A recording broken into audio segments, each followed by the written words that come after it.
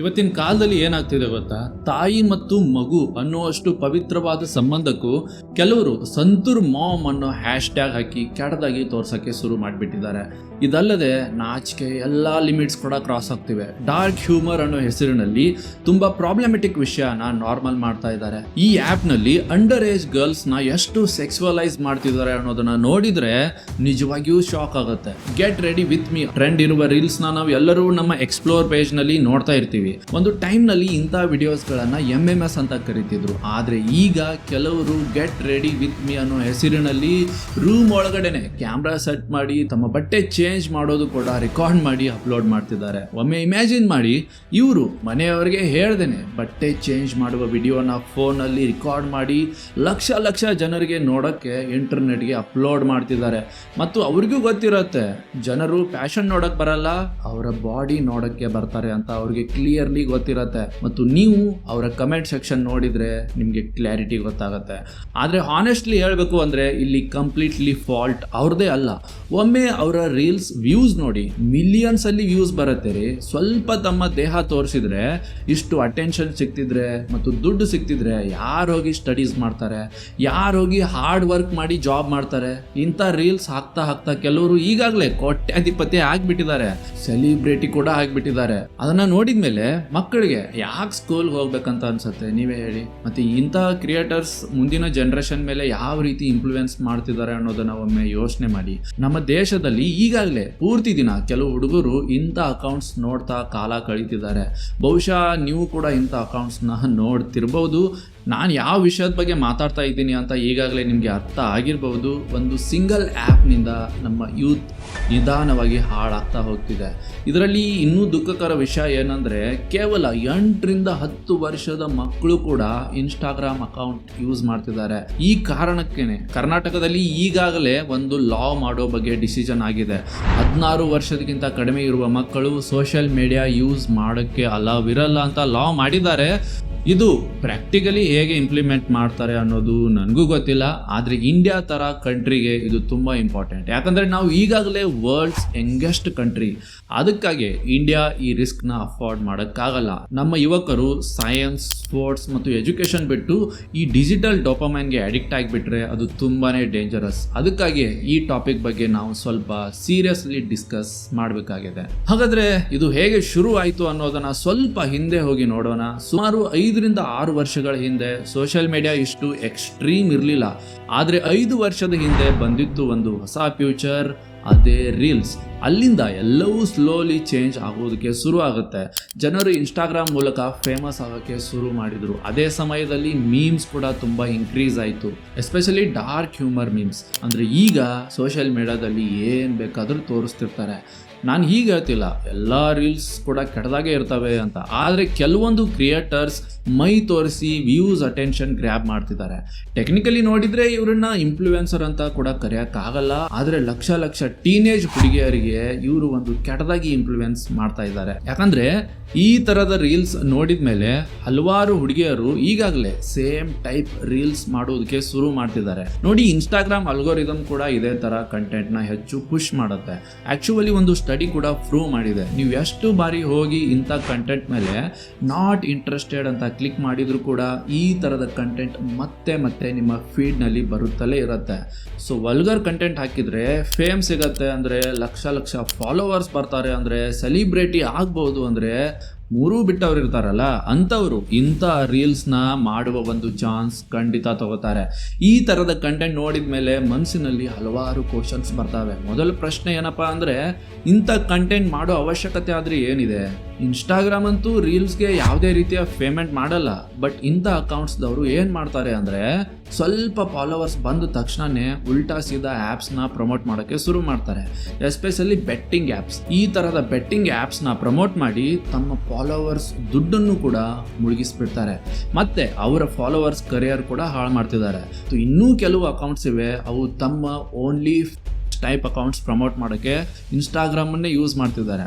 ಇಲ್ಲಿ ನನ್ನ ಪ್ರಶ್ನೆ ನಿಮಗೆ ಏನು ಗೊತ್ತಾ, ನೀವೆಲ್ಲ ಇಂಥ ಕಂಟೆಂಟ್ ಯಾಕೆ ನೋಡ್ತಾ ಇದ್ದೀರಾ? ಮತ್ತೆ ರೀಲ್ಸ್ನಲ್ಲಿ ಯಾವ 18+ ರಿಸ್ಟ್ರಿಕ್ಷನ್ಸ್ ಕೂಡ ಇರೋದಿಲ್ಲ.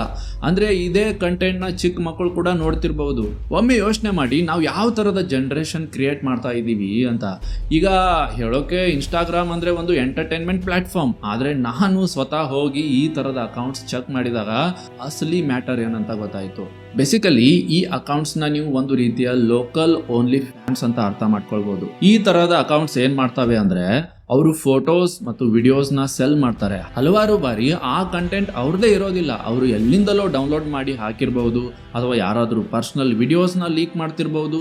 ಈ ಥರದ ಅಕೌಂಟ್ ಹೆಸರು ಕೂಡ ಹಾಗೆ ಇರುತ್ತೆ. ಅಂದರೆ ಹಾಟ್ ಪಿಕ್ ಸೆಲ್ಲರ್, ಅಂಟಿಫಿಕ್ಸ್ ಇನ್ಸ್ಟಾ, ಈ ಥರ ಇವರೇ ಇನ್ಸ್ಟಾ ಅಕೌಂಟ್ ಹೆಸರು ಇಟ್ಟಿರ್ತಾರೆ. ನೀವು ಅವರ ಅಕೌಂಟ್ಗೆ ಹೋಗಿ ನೋಡಿದರೆ ತುಂಬ ಹೈಲೈಟ್ಸ್ ಕಾಣಿಸ್ತವೆ. ಅದರೊಳಗೆ ಹಲವಾರು ಫೋಟೋಸ್ ಇರ್ತವೆ. ಅವರು ಎಷ್ಟು ಫೋಟೋಸ್ ಅಥವಾ ವಿಡಿಯೋಸ್ ಕೊಡ್ತಾರೆ ಮತ್ತು ಅದಕ್ಕೆ ಎಷ್ಟು ಪ್ರೈಸ್ ಅನ್ನೋದು ಒಂದು ರೇಟ್ ಕಾರ್ಡ್ ಇರುತ್ತೆ. ಮತ್ತು ನೀವು ಅವರಿಗೆ DM ಮಾಡಬೇಕಾಗತ್ತೆ. ನನಗೆ ಮತ್ತೆ ಕೆಲವೊಂದು ಅಕೌಂಟ್ ಕೂಡ ಸಿಕ್ಕಿದ್ದಾವೆ. ಅಲ್ಲಿ ನೋಡಿದರೆ ಆ ಹುಡುಗಿಯರು ತಾವೇ ತಮ್ಮ ಫೋಟೋಸ್ ಮತ್ತು ವಿಡಿಯೋಸ್ನ ಸೆಲ್ ಮಾಡ್ತಿರುವಂತೆ ಕಾಣಿಸುತ್ತೆ. ಈ ಥರದ ಅಕೌಂಟ್ಸ್ ಹೆಸರುಗಳು ಸಾಮಾನ್ಯವಾಗಿ ಸರ್ವಿಸ್ ಗರ್ಲ್ ಟೈಪ್ ಥರ ಇರ್ತವೆ.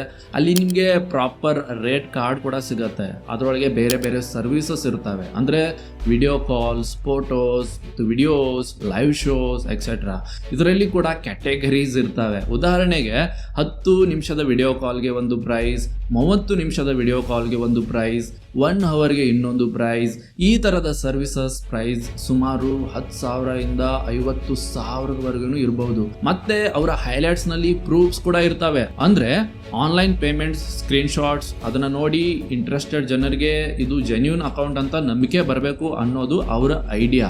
ನಿಮಗೆ ಅನ್ನಿಸ್ತಿರ್ಬೋದು, ನಿಮ್ಮ ಥರ ಎಲ್ಲರೂ ಈ ಥರದ ಅಕೌಂಟ್ಸ್ ಬಗ್ಗೆ ಯಾರು ತಲೆ ಕೆಡ್ಸ್ಕೊತಾರೆ ಅಂತ ನಿಮಗೆ ಅನ್ನಿಸ್ತಿರ್ಬೋದು. ಆದರೆ ದೋಸ್ತ್, ರಿಯಾಲಿಟಿ ಬೇರೆನೇ ಇದೆ. ತುಂಬ ಜನರು ಈ ಸರ್ವಿಸಸ್ನ ಯೂಸ್ ಕೂಡ ಮಾಡ್ತಿದ್ದಾರೆ.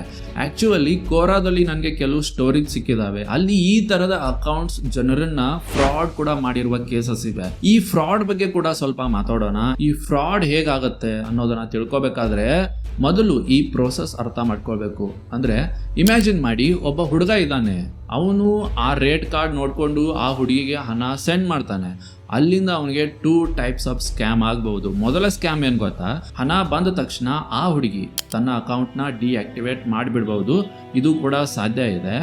ಆ ಅಕೌಂಟ್ನ ಹುಡುಗಿ ಅಲ್ಲದೆ ಯಾರಾದರೂ ಹುಡುಗ ಆಪರೇಟ್ ಮಾಡ್ತಿರ್ಬೋದಲ್ವಾ.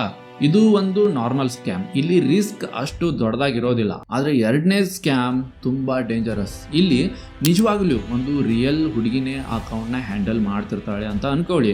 ಆ ಹುಡುಗನಿಗೆ ವಿಡಿಯೋ ಕಾಲ್ ಕೂಡ ಬರುತ್ತೆ ಅಂತ ಅನ್ಕೊಳ್ಳಿ.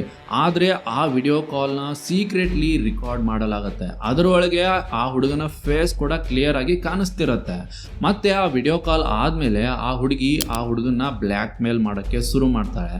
ಅವಳು ಏನು ಹೇಳ್ಬೋದು ಗೊತ್ತಾ ಹುಡುಗನಿಗೆ? ನಿನ್ನ ವಿಡಿಯೋ ನನ್ನ ಹತ್ರ ಇದೆ, ಇದನ್ನ ನಾನು ನಿನ್ನ ಫಾಲೋವರ್ಸ್ಗೆ ಕಳಿಸ್ತೀನಿ ಅಥವಾ ಇಂಟರ್ನೆಟ್ಟಲ್ಲಿ ಅಪ್ಲೋಡ್ ಮಾಡ್ತೀನಿ.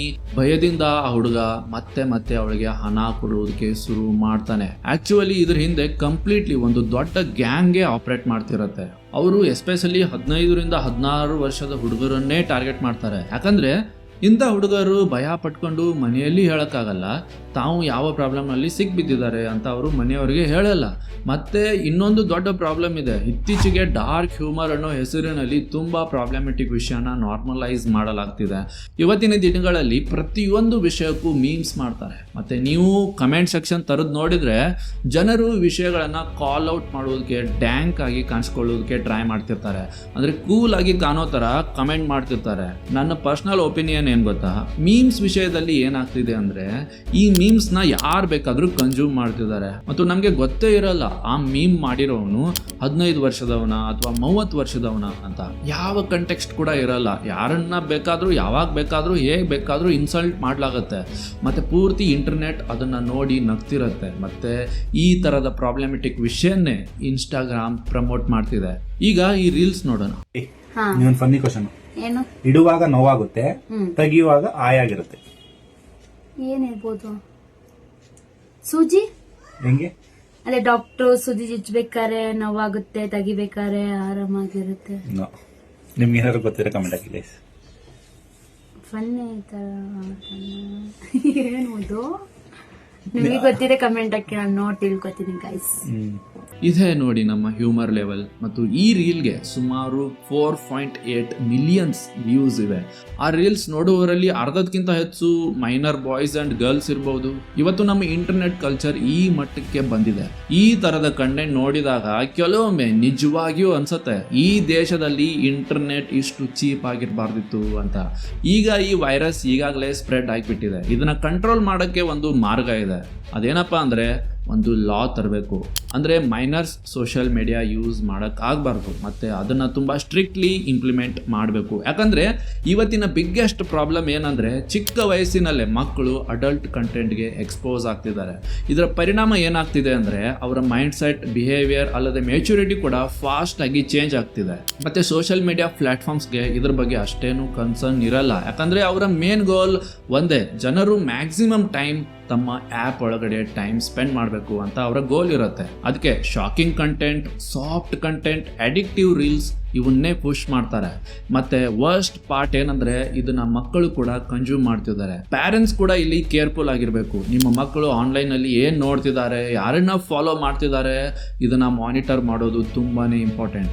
ಆದರೆ ಇವತ್ತು ಕೆಲವರು ವ್ಯೂಸ್ ಮತ್ತು ದುಡ್ಡಿಗಾಗಿ ತಮ್ಮ ಸ್ವಂತ ಮಕ್ಕಳನ್ನೇ ಕಂಟೆಂಟ್ ಪಾರ್ಟ್ ಮಾಡ್ತಿದ್ದಾರೆ. ಡೈಲಿ ಲಾಗ್ಸ್ ಹೆಸರಿನಲ್ಲಿ ಚೈಲ್ಡ್ ಲೇಬಲ್ ಥರ ಯೂಸ್ ಮಾಡ್ತಿದ್ದಾರೆ. ಮತ್ತು ಈ ವಿಷಯದ ಬಗ್ಗೆ ತುಂಬ ಕಡಿಮೆ ಜನ ಓಪನ್ ಆಗಿ ಮಾತಾಡ್ತಾರೆ. ಯಾಕಂದರೆ ಎಲ್ಲರೂ ಸೇಫ್ ಪ್ಲೇ ಮಾಡಬೇಕು ಅಂತ ಯೋಚಿಸ್ತಾರೆ. ಆದರೆ ತಪ್ಪು ಯಾವತ್ತಿದ್ರೂ ತಪ್ಪೆ. ಅದನ್ನು ಪಾಯಿಂಟ್ ಔಟ್ ಮಾಡದೇ ಇದ್ದರೆ ಕಂಟೆಂಟ್ ಮಾಡೋದಕ್ಕೆ ಅರ್ಥವೇ ಇಲ್ಲ. ನೀವು ಕೂಡ ಇದನ್ನು ಸೀರಿಯಸ್ ಇಶ್ಯೂ ಅಂತ ಫೀಲ್ ಮಾಡ್ತಿದ್ರೆ ಈ ವಿಡಿಯೋನ ಹೆಚ್ಚು ಜನರಿಗೆ ಶೇರ್ ಮಾಡಿ. ನಾನು ಮತ್ತೆ ಮುಂದಿನ ವಿಡಿಯೋದಲ್ಲಿ ಸಿಗ್ತೀನಿ. ಅಲ್ಲಿವರೆಗೂ tata, bye bye, take care and finally thank you for watching.